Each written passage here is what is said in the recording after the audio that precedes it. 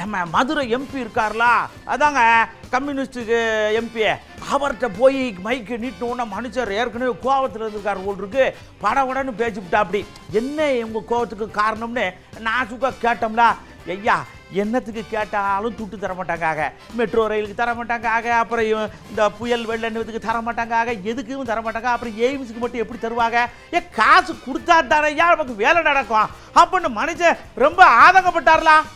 நயவஞ்சகத்தினுடைய முழு இலக்கணத்தை இன்றைய தினம் மோடி அரசு எழுதி கொண்டிருக்கிறது.